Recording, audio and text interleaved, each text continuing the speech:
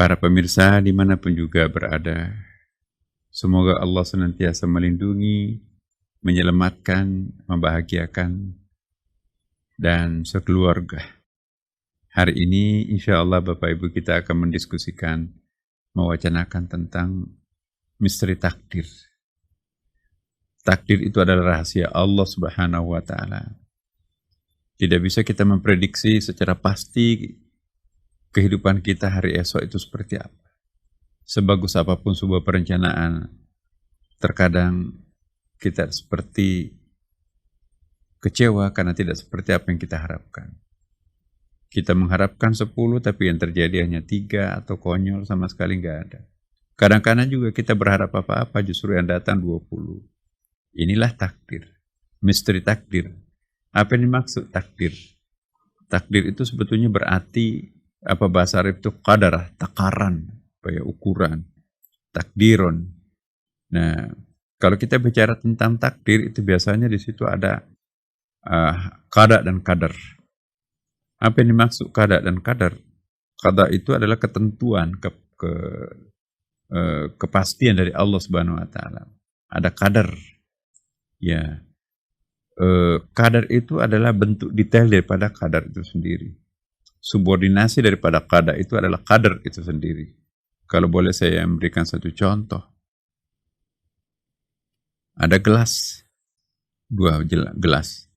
Saya jatuhkan kedua gelas ini ke lantai, pecah nggak?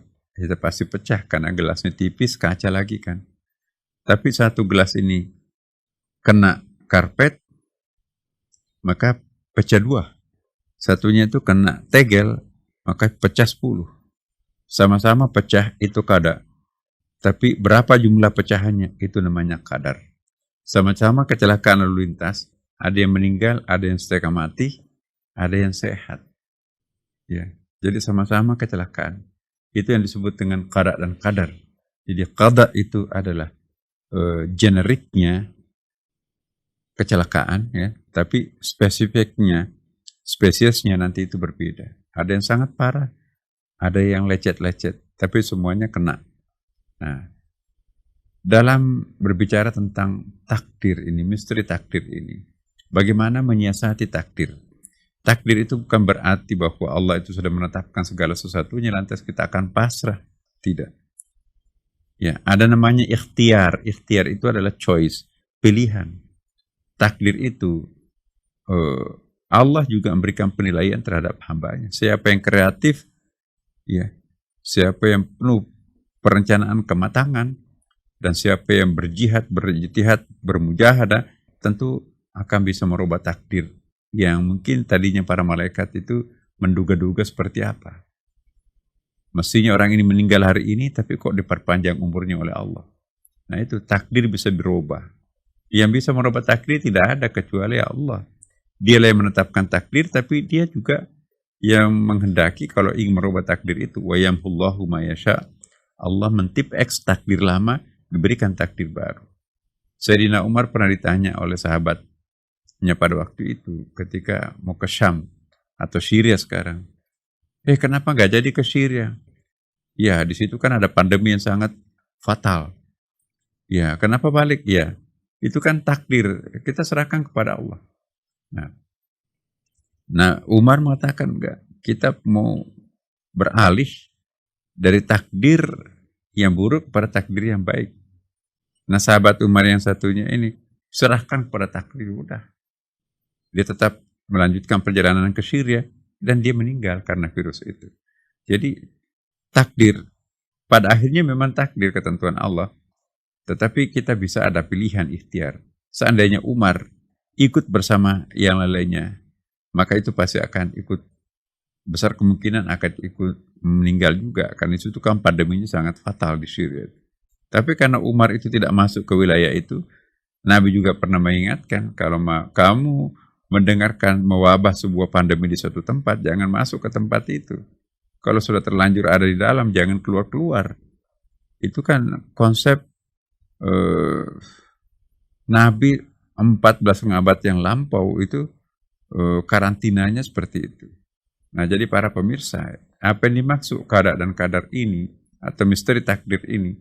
jalani hidup ini dengan penuh ikhtiar, maka insya Allah Tuhan akan memberikan yang terbaik buat kita. Tapi kalau kita menjalani kehidupan ini dengan acak-acakan, sembrono, tidak ada perencanaan, ya, maka kita bersedia untuk menanggung resiko buruk dalam kehidupan kita sendiri. Nah, jadi hidup ini sangat ditentukan oleh pilihan kita sendiri. Ya. Jadi jangan mengartikan bahwa qada dan qadar itu kita nggak usah berusaha. Ya, toh Tuhan juga menentukan. Nah, kita tinggal di rumah aja. Apa Tuhan yang akan menghidangkan makanan di atas meja? Allah itu Tuhan, bukan pembantu. Jadi orang yang hanya ongkang-ongkang kaki menunggu takdir Tuhan di rumah, dia akan menjadi Tuhan dan Tuhannya jadi pembantu, menyiapkan makanan di meja makan. Ya, sekali lagi, berdoa itu pun juga harus ada etikanya. Kita adalah hamba, Allah itu Tuhan. Jangan dibalik. Nah, inilah misteri takdir. Lakukanlah sesuai dengan perencanaan, toh juga Tuhan yang akan menentukan. Makanya itu sampai hari ini tidak ada ilmu yang sangat pasti untuk memahami takdir manusia. Sehebat apapun sains dan teknologi itu tidak pernah mampu mendeteksi usia seseorang. Ini yang paling gampang. Ya. Menurut sains besok ini akan paling lambat ini orang ini akan hidup nih, mati besok lah ini. Tapi ternyata masih panjang umur. Demikian pula sebaliknya diprediksi itu tidak akan ada masalah. Kok malah justru umurnya pendek. Ya, padahal ini dunia kedokteran sedemikian canggihnya. Karena itu para pemirsa dimanapun juga berada, akhirnya kita harus kembali kepada Allah Subhanahu Wa Taala. Kembalikanlah dirinya kepada Allah, Dialah yang Maha Tahu dan Dialah yang Maha mengerti, memahami apa sesungguhnya yang terjadi pada hambanya. Serahkan dirinya sepenuhnya kepada Allah. Bismillahirrahmanirrahim. Wala haula wala quwwata illa billah. Apapun kehendaknya kita serahkan kepada Dia. Mudah-mudahan yang terbaik buat kita. Wassalamualaikum warahmatullahi wabarakatuh.